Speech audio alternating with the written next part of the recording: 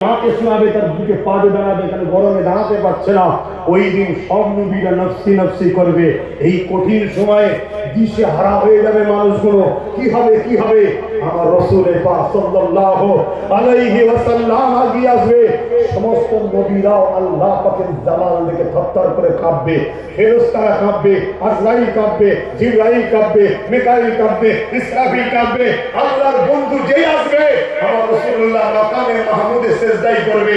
আমার নবীর চেহারা দেখে আল্লাহর রাগ ঠান্ডা হয়ে যাবে। জোরে বলুন সুবহানাল্লাহ। আরো জোরে বলুন। বন্ধু বলা সওফা ইউতিকা রাব্বুকা ফাতারদা। আমি ওয়াদা করেছিলাম, বলুন কি লাগবে কি লাগবে? আল্লাহ আপনি বিচার শুরু করে দেন। বিচার শুরু হবে আমার রাসূলের জন্য সবকিছু। সেই নবী ছেড়ে দিয়ে আজকে আমরা দিশে হারা হয়ে গেছি বাপ। সেই নবী ছেড়ে দিয়ে আজকে আমরা শেষ।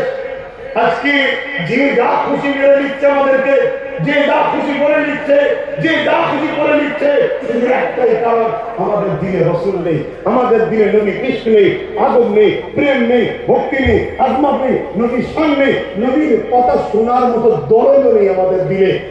নবী নবী করলে অনেক উলামা আছে, তারা বলে শুধু নবী নবী করলে হবে। এই কি কথা, এই কি কথা?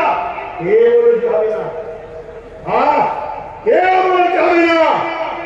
ইমাম বুখারী বলতে হবে। এক গ্রাম্য মানুষ রাসূলকে জিজ্ঞেস করতে, হুজুর কিয়ামত কবে হবে? রাসূল বললেন মাআদাত্তালাহা, কি করেছো কিয়ামতের জন্য? কিয়ামত একদিন অবশ্যই হবে হবে। তুমি কি করেছো? ফাকা মাআদাত্তুলাহা কাসীরা সালাতু ওয়া সিয়ামি ইল্লা আন ইউহিব্বুল্লাহ ওয়া রাসূলুহু। হুজুর আমি বেশি বেশি নামাজ রোজা করতে পারিনি, ইল্লা আন ইউহিব্বুল্লাহ ওয়া রাসূলুহু।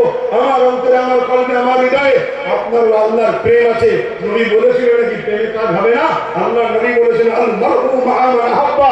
হে সাহাবীরা শোনো, দুনিয়ায় যেটাকে ভালোবাসবে পরকালে তার সঙ্গে থাকবে। তোমরা যারা আমাকে ভালোবাসো আমার সাথে থাকবে। জোরে বলুন সুবহানাল্লাহ।